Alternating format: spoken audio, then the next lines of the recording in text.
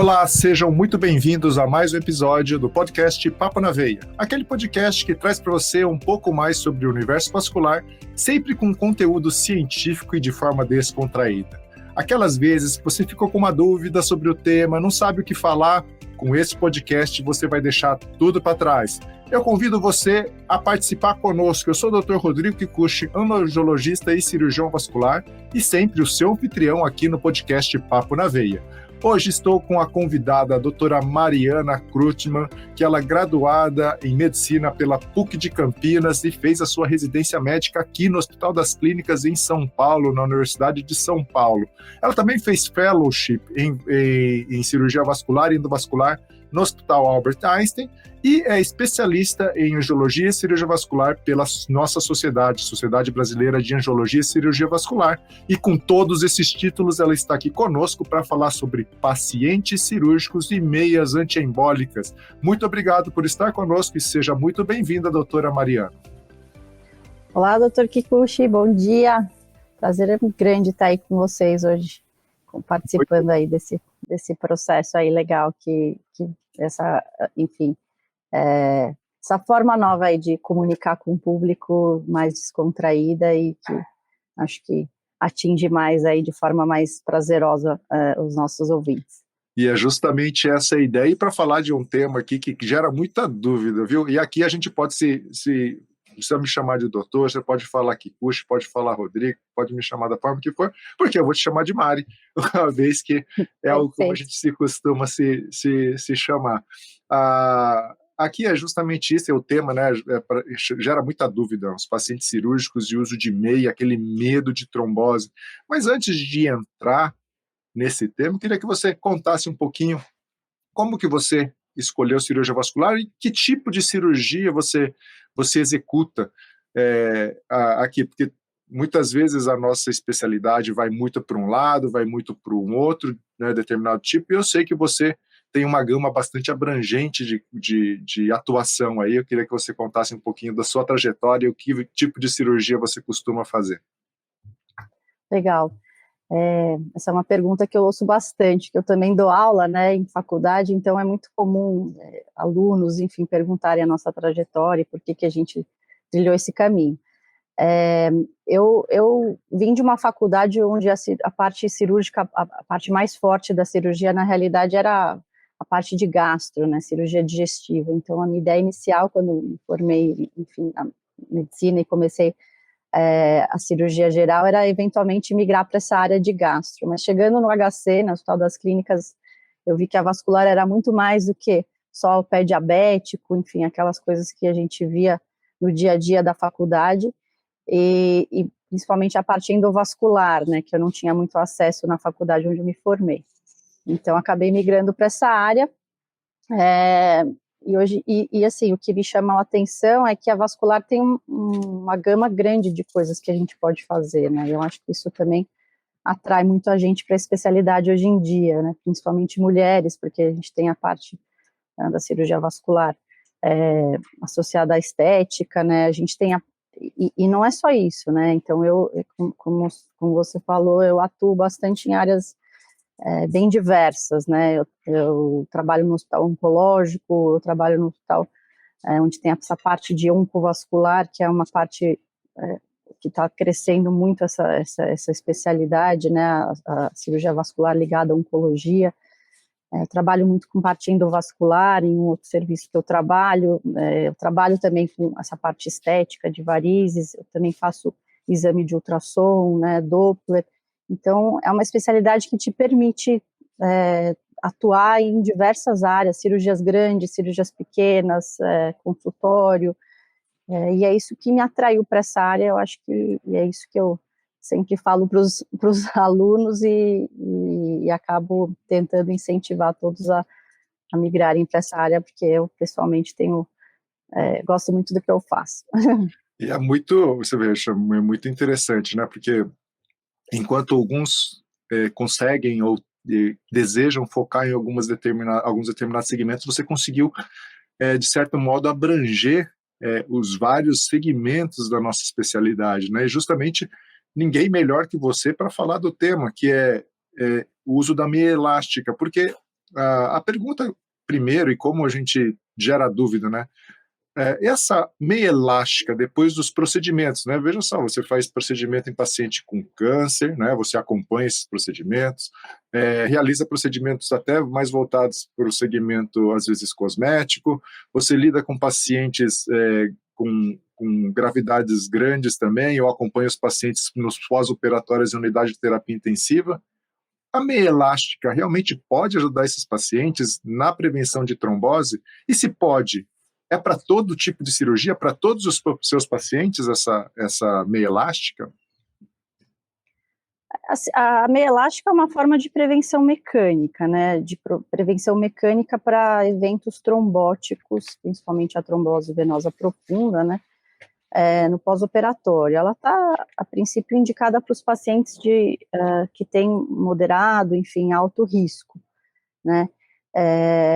E ela tem, enfim, uma função importante na prevenção desses eventos, né? Então, ela, de fato, não são absolutamente todas as cirurgias que estão indicadas, mas a grande maioria dos pacientes que têm algum grau de risco para ter algum evento trombótico, ela é uma medida que não é invasiva, né? É uma medida fácil de ser implementada e que gera, de fato, algum grau de proteção para esses eventos trombóticos que são traiçoeiros, né? E potencialmente fatais.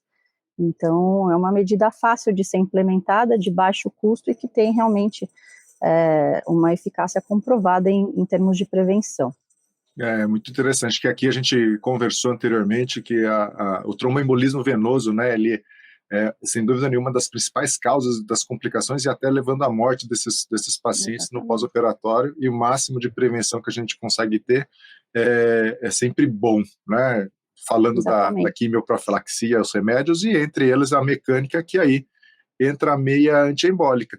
Mas daí, toda meia, ela pode ser considerada antiembólica, ou seja, eu vou lá e calço a minha meia de casa e eu já estou prevenindo a embolismo, vou lá, calço a minha meia do futebol e aí já estou prevenindo a trombose. Como é que é isso, Mari? O que essa meia tem de especial? Pode ser qualquer meia mesmo?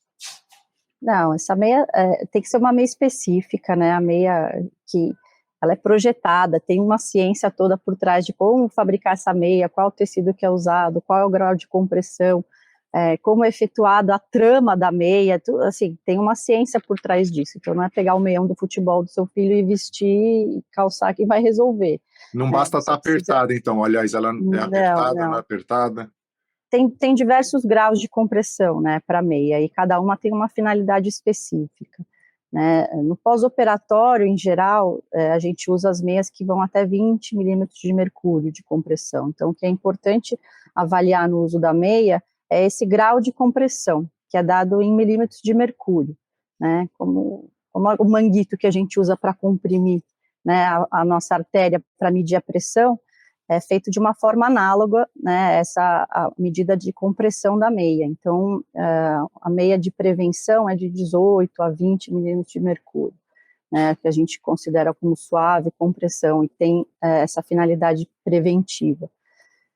Mas as meias têm graduações diferentes, então a gente tem a meia de média compressão, que vai de 20 a 30 milímetros de mercúrio, e ela já é mais indicada em pacientes que já têm algum grau de problema vascular, ou seja, algum grau de insuficiência venosa, né? E aí tem as de alta compressão, que são mais específicas ainda para determinadas condições, como possivelmente o linfedema, né? Então, algumas condições muito específicas, né? Mas a que é utilizada mais rotineiramente, assim, no uso hospitalar para prevenção, né, de tromboembolismo venoso em pós-operatório, realmente são as meias de suave compressão, que é de 18 a 20 milímetros de mercúrio, né? Então é curioso, né, porque na ideia, às vezes na nossa cabeça, a gente fala, poxa, a meia tem que ser obrigatoriamente muito apertada, senão não está fazendo nada, e pelo que está relatado aqui, na verdade, essas meias da prevenção de trombose, elas são meias até que não tem uma pressão tão grande, uma dose tão grande, né? Como o doutor da Mata conta, fala que essa pressão seria a dose do remédio, a dose da meia em torno de 20 milímetros de mercúrio, que não é lá uma dose tão grande. mas numa dose que não é tão grande, Mari, como que essa meia vai funcionar para prevenir a trombose? Né? Qual que é a ação dela para conseguir prevenir alguma coisa de trombose? O objetivo da meia, na verdade, é causar uma compressão das veias mais superficiais, que é o que são mais facilmente atingidas pelo uso da meia, e empurrar esse sangue que está acumulado aí nas veias superficiais para as veias mais profundas, e isso promove um retorno venoso facilitado. Então, diminui a estase do sangue, que é um elemento importante para a formação desses coágulos, né? À medida que você tem o sangue ali estagnado, parado, não circulando na direção correta, né, porque nas veias o sangue tem que circular, em geral, contra a gravidade, né, então ele precisa desse auxílio de alguns mecanismos que são fisiológicos do nosso organismo e são auxiliados pela compressão da meia. Na hora que você tem essa compressão sendo exercida na parede da veia, esse sangue é empurrado do sistema venoso superficial em direção ao sistema venoso profundo, e isso facilita realmente o retorno venoso e diminui a estase sanguínea, prevenindo, então, os eventos trombóticos. Então, a meia vai ajudar a aumentar essa velocidade do retorno do sangue, então, e aí, com isso, prevenir a trombose. E falou que a estase sanguínea é um fator de risco, né, para a ocorrência de trombose, então o sangue parado. O sangue parado aumentou então a chance de trombose. O que mais pode aumentar a chance de trombose nesses pacientes aí que a gente acabou de fazer um procedimento, acabou de fazer uma cirurgia, os pacientes cirúrgicos? Exato, então a cirurgia por si só já aumenta o risco, né? Então, normalmente a trombose não é um fator isolado que ocorre, que gera o processo. Em geral, é uma combinação de fatores que culminam realmente com esse processo de formação do coágulo. O paciente no pós-operatório, especificamente, é um paciente que está em altíssimo risco para esses eventos, principalmente se ele tem algumas condições de base que podem favorecer essa complicação, né? E quais são esses fatores de risco que podem aumentar o risco de trombose? Então, a cirurgia por si só, como eu já comentei, né, a cirurgia por si só, dependendo do porte dessa cirurgia, né, se é uma cirurgia de grande porte, todo o processo cirúrgico gera uma certa inflamação no nosso corpo, né? Então, a inflamação é um fator de risco muito importante para a geração de trombo, né? A gente viu isso agora com o Covid, né? E, enfim, só confirmou, né, algo que a gente sabia. Então, essa inflamação gerada pelo vírus, né, veio à tona muitos casos de trombose. Justamente por isso, porque esse sistema inflamatório exacerbado no nosso organismo pode, de fato, promover a formação de coágulos. O trauma cirúrgico causa uma coisa que a gente chama de lesão endotelial também, que é um fator, na hora que você tem lesão da camada mais interna dos nossos vasos, isso pode provocar a formação de coágulos. E tem situações que a gente chama de hipercoagulabilidade, né, que podem gerar também a formação de coágulos, né, e o que pode gerar hipercoagulabilidade. Então, aqui entram, eventualmente, as trombofilias, então, pacientes que já têm algum grau hereditário, né, de herança de algum fator que pode aumentar o risco de trombose, pacientes que têm alguma doença oncológica, então pacientes de câncer que têm alguma doença oncológica são de altíssimo risco para a formação de coágulos, pacientes que eventualmente têm que fazer uso de terapia de reposição hormonal, uso de hormônios exógenos, isso também aumenta o risco, pacientes obesos, né, pacientes que já tiveram um evento trombótico prévio, então esses pacientes a gente tem que estar super atento, que eles são de altíssimo risco para ter um novo evento.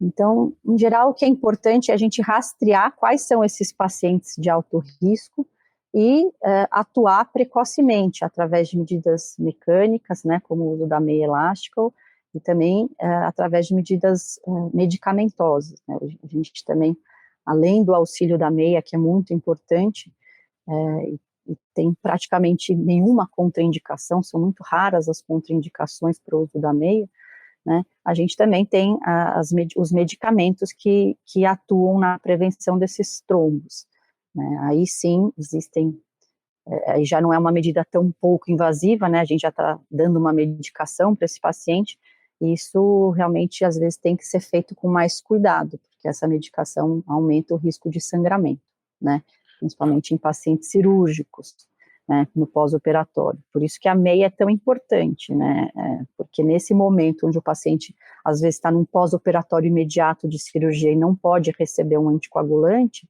o que a gente tem de proteção para oferecer para esse paciente é o uso da meia, né, e eventualmente aquelas meias de compressão e a compressão pneumática, que também é uma forma de prevenção mecânica, né, mas aí mais indicado para os pacientes que estão em UTI, acamados, que não podem, né, realmente levantar e caminhar. Muito interessante aqui, pessoal. Então, vocês escutaram a doutora Mariana falando que, na grande realidade, você vê, essa decisão não é baseada só em uma coisa, são vários fatores que o médico vai somando, o profissional de saúde vai somando ali para determinar qual que é a modalidade a ser seguida, mas uma das vantagens das meias antiembólicas é que tem pouco efeito indesejado e poucas situações onde não se usa. E, além disso, tem alguns dados aqui que chamaram a atenção que eu vou querer que a Mari explique um pouquinho melhor. Falou no pós-operatório imediato, né? Então, em que momento e até quando essa meia antiembólica depois da cirurgia deve ser utilizada? A gente começa em que horas? Espera, não espera? Em que momento que a gente começa a usar? E quando você fala, pode tirar essa meia antiembólica aí, que agora você está mais tranquilo? Quando que começa e quando termina o uso dessa meia antiembólica? Perfeito. Cirurgias longas, né, cirurgias às vezes que duram menos de 1 hora, em tese, assim, os riscos de trombose são um pouco menores, então não é necessário você usar durante o procedimento cirúrgico. Mas se a cirurgia vai demorar mais do que 1 hora, já é indicado você iniciar o uso dela já durante a cirurgia mesmo. Então o paciente está sendo operado já com o uso da meia, né, porque já durante o ato operatório esse risco já aumenta, então a gente já institui essa medida preventiva. E você mantém a meia até um tempo, enfim, até em tese, assim, não tem um tempo exato que a gente fala, depende muito do risco do paciente e do tipo de cirurgia que ele foi submetido. De uma forma geral, a gente mantém o uso dessa meia em pacientes que risco moderado, né, enfim, risco alto, por 10 a 15 dias no pós-operatório. Se é uma cirurgia menos complexa, um paciente de baixo risco, a gente não precisa talvez estender tanto o uso dessa meia, mas de uma forma geral, no mínimo de 10 a 15 dias no pós-operatório, e aí, podendo estender até 1 mês de pós-operatório nas pacientes que têm risco maior e que o porte cirúrgico, ou seja, a cirurgia foi mais complexa. Muito bem, então você vê, o tempo também varia, a indicação de cada profissional, e temos que atentar a isso. E outro detalhe que você comentou na sua resposta, Mari, foi sobre uma tal de compressão pneumática intermitente. O que é essa compressão pneumática aí, intermitente? Usa com a meia, usa sem a meia, elas são somatórias, não são? E o que é, afinal, a compressão pneumática? Compressão pneumática é um dispositivo que oferece uma compressão realmente de forma intermitente, né, é um balão que fica insuflando, né, de forma intermitente e causando uma compressão também graduada, né, e seriada na perna do paciente. Em geral, a indicação mais absoluta, enfim, mais incisiva para o uso desse dispositivo são os pacientes que estão, de fato, em unidades de terapia intensiva, que não podem se levantar, né, então o paciente que está entubado, o paciente que está sem condição de se movimentar, realmente essa é a indicação mais formal para o uso desse tipo de dispositivo. E ele oferece uma proteção adicional, então em geral ele é utilizado em conjunto com a meia elástica, então você põe a meia elástica e por cima esse dispositivo que é como se fosse um manguito, né, enorme, né, de pressão, e ele vai insuflando de forma intermitente, causando de fato uma compressão aí na parede, enfim, na perna, e isso de forma parecida com a meia, promove uma compressão dos vasos e facilita o retorno venoso, né, diminuindo então essa estase sanguínea, essa estagnação do sangue que é o fator mais perigoso, aí vamos dizer assim, para predispor à formação desses coágulos. Então, uma coisa muito interessante que falou, né, a compressão pneumática é usada em associação, mas nos pacientes que estão acamados, eles não se levantam. E aí a grande pergunta, o paciente que está... Eu tenho alguns pacientes que usam isso também em forma domiciliar, às vezes, né? Isso é disponível para compra também, em pacientes que têm insuficiência venosa num grau muito alto, eles podem comprar esse dispositivo e usar em casa. Não é, enfim, algo trivial e algo usado rotineiramente, nem é um dispositivo barato, acho que para se ter em casa. Mas eu tenho alguns pacientes que têm isso e usam e falam que melhora muito, assim, para insuficiência venosa.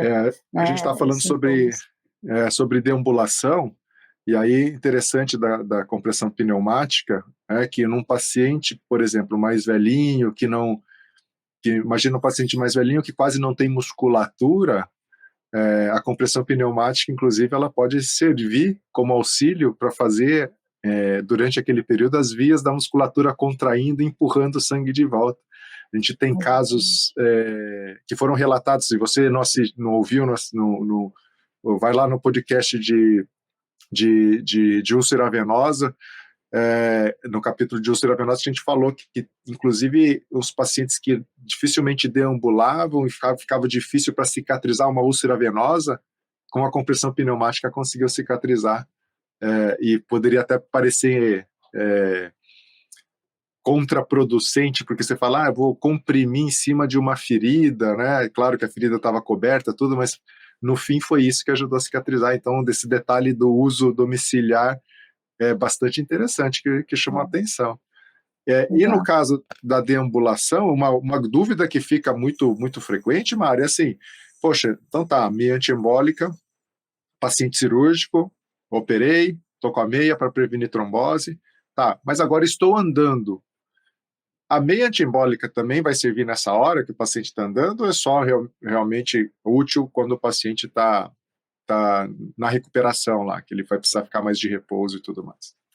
Não, ela é útil mesmo quando o paciente volta a andar, né? Ela é um mecanismo adicional para facilitar o retorno venoso. Então, mesmo o paciente voltando a andar, voltando a deambular, óbvio que a deambulação é um fator importante aí também para a prevenção da trombose, assim como o uso da meia é uma forma de proteção mecânica, é você realmente colocar o paciente para andar, né? Então, estimular ele a andar o mais precocemente possível no pós-operatório é um fator protetor também, mas sempre auxiliado com o uso da meia, né? A meia realmente ajuda muito nessa prevenção, mesmo quando o paciente volta a caminhar.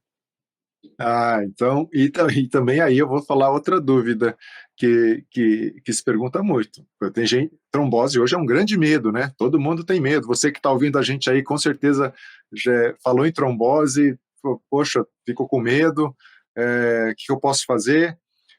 E as pessoas querem se proteger de todo jeito. Uma pessoa que não operou, uma pessoa normal, né, que faz seu exercício durante o dia, tem lá a sua vida com os filhos, que nem você, né? Correria para lá, correria para cá, hospital, tudo mais. Chega para casa e vai dormir. Uma pessoa do dia a dia normal, ela precisa dormir com uma meia antiembólica para prevenir uma trombose durante o sono do dia a dia? Ou isso também aí não precisa, aí é exagero demais, basta viver uma vida saudável e tudo bem? Acho que é um pouco de exagero, né? Eu não costumo recomendar o paciente dormir com a meia. Em geral, a gente até orienta a retirar a meia, né? Enfim, na hora de dormir, porque num paciente numa condição normal, obviamente, não num paciente nessa situação de risco que a gente expôs, no pós-operatório, um paciente de risco, em geral, na hora que ele deita, né, na hora que ele está deitado, por ação gravitacional, o retorno venoso já está facilitado, né? Então, é um momento onde você pode dar o descanso para o uso da meia. E a meia é muito boa, é maravilhosa, tudo isso que a gente tem falado, mas tem gente que não tem se adequa tão facilmente ao uso da meia, então é o momento às vezes de dar um respiro para a perna, né, na hora de tirar a meia, né, tem paciente que às vezes sei lá, não é o mais comum, mas tem paciente que não consegue usar a meia de forma constante o tempo todo. E às vezes tem alguma alergia, alguma coisa, ou quando usa por tempo muito prolongado. Então, nesse momento é a hora que a gente fala, ó, tira a meia, descansa, porque quando você está deitado, o retorno venoso está facilitado, e aí volta a usar no dia seguinte pela manhã, usa ao longo do dia, mas tira para dormir, que é um momento de descanso, né? Muito bem, então pessoal, aí não precisa sair comprando meia antiembólica aí para dormir toda noite, veja só que não precisa, só viver de forma saudável. E lembre-se, essa questão de ficar ruim a parte do uso da meia na pele, a nossa dermatologista, a doutora Samantha Neves, ela comentou com a gente no capítulo anterior como você cuida da pele para usar esses dispositivos aí, inclusive para o uso das meias. Agora, falou em desconforto, Mário. Uso, não uso, tem gente que não se adequa bem, e a gente sabe que tem meia que vai até a coxa, tem meia que vai até o joelho, né?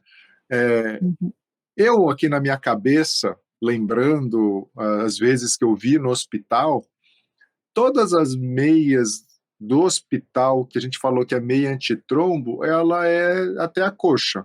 Eu não me recordo de ter visto até o joelho, embora a gente vê nos trabalhos citados meias antiembólicas até o joelho, né? Precisa ser até o joelho? Por que a maioria é até a coxa? Enfim, qual que é a sua opinião em relação a essa situação? Porque muita gente se sente mais confortável com a meia, ou né, fica mais tranquilo com a meia até o joelho, e tem gente o contrário, né? Tem gente que não gosta da meia até o joelho porque fica com a sensação que está apertando, e aí ela prefere até a coxa. Mas especificamente da meia antiembólica, precisa ser até a coxa? A gente sabe que eu, pelo menos na minha prática clínica, eu vejo que é mais fácil a adesão à meia quando ela é 3/4 do que quando ela é 7/8, né? Salvo alguns pacientes específicos que têm alguma questão anatômica, enfim, mas a maioria dos pacientes prefere usar 3/4. Então, isso, a meu ver, já é suficiente para prevenção de trombose, né? Porque a maioria das tromboses, elas se iniciam nas veias da perna, abaixo do joelho. Então, você já está conferindo uma proteção para esses pacientes, né? Mas, de fato, as meias antiembólicas hospitalares são aquelas que vão a 7/8, né? E é isso que a maioria dos hospitais, enfim, oferecem, né, para os pacientes no pós-operatório. Não sei se é por conta da questão da facilidade, né, de eventualmente subir, porque às vezes garroteia atrás do joelho, machuca, enfim, aí eles usando uma que pode eventualmente subir até a região da coxa, isso facilita o calçamento, né? Eu acho que é questão talvez de protocolo, que é setor de compra, e também porque esse paciente, em geral, fica muito acamado, né? Fica de recuperação acamado, e uma das dificuldades da meia 7/8, né, Mari, é o paciente ficar em pé e ela escorregar, né? Começar a descer a coxa, né? E aí... Ela enruga, garroteia a perna, machuca, por isso... Então...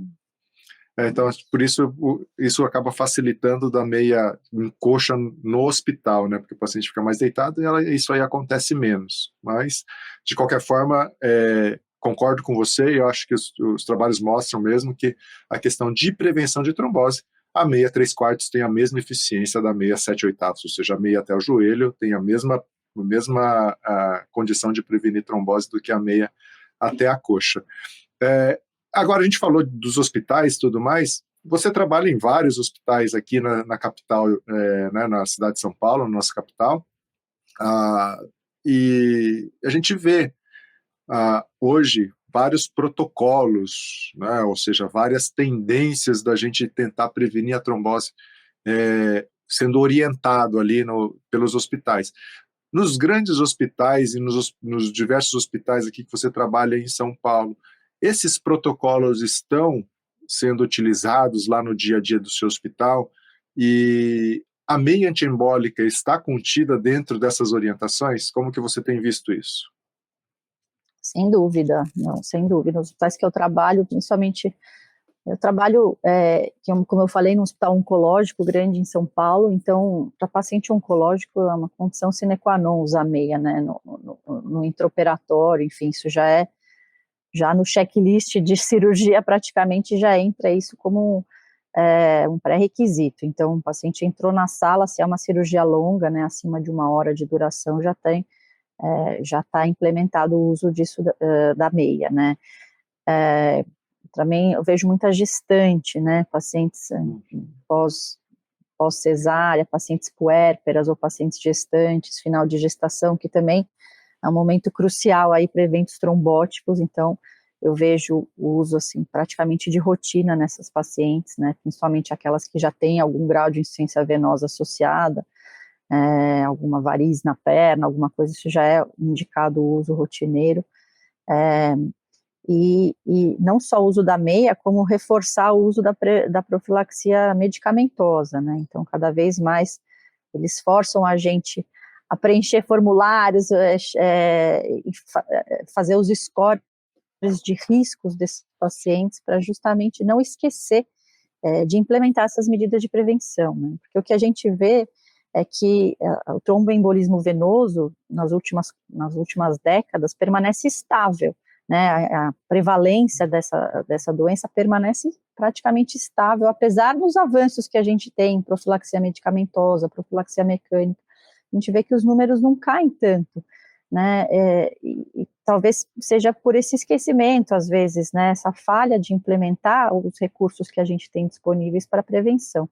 Às vezes passa despercebido, a gente acha que, não, esse paciente está tranquilo, não vai ter nada, e acaba tendo um evento, é paciente jovem, não tem fator de risco. Então, realmente, essas medidas para tentar reforçar e lembrar a gente da doença, lembrar que ela existe, são importantes para a prevenção, né? E o tromboembolismo venoso não é algo específico do cirurgião vascular, acaba que é o que a gente vê mais no nosso dia a dia, né? Mas é uma questão multidisciplinar, né, envolve não só médicos como equipe da enfermagem, fisioterapeutas, isso todo mundo tem que estar atento para essa doença para realmente tentar diminuir os índices aí que é uma doença potencialmente prevenível, né, com todas essas medidas que a gente tem disponível. Muito bom, então vamos lá, algumas mensagens finais. Se você imagina que você está diante de um público e você precisa dar alguma dica para ele. Esse público vai fazer uma cirurgia. Ele vai fazer algum tipo de cirurgia. Que tipo de dica você pode falar para esse público para ele ter algum grau de prevenção de trombose ou perguntar para o seu médico? E também, que dica que você pode dar para o profissional de saúde envolvido nesse procedimento cirúrgico? Perfeito, acho que, como eu falei, existem muitas medidas para prevenir, né, a trombose, dentre elas, o uso da meia elástica, deambular de forma precoce, o mais rápido possível, manter sempre uma boa hidratação, perguntar para o seu médico se está ou não indicado o uso, às vezes, de alguma medicação para ajudar na prevenção de trombose, e sempre ter uma conversa aberta com o seu médico e falar, olha, tenho medo dessa questão, e ver o que ele tem para te dizer, o que ele, né, com base também no julgamento dele, de risco, o que ele acha que é importante, quais medidas são importantes a serem tomadas, mas você expor esse seu medo para o seu médico já é algo importante nesse processo de lembrar dessa doença e lembrar dessa condição que realmente, se ela for lembrada, ela é potencialmente prevenida. Muito bom. E para os nossos amigos que estão escutando, que são profissionais de saúde relacionados a esse procedimento cirúrgico, o que a gente pode falar para eles?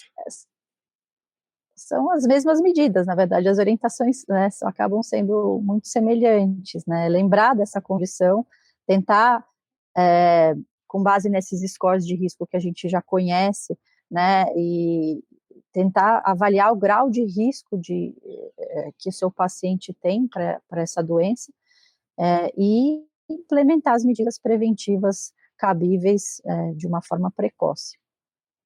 Muito bom, Mari. Muito obrigado pelo papo, pelos esclarecimentos. E só deixa o seguinte, o pessoal que está mais curioso, que quer conversar com você, como que eles te acham?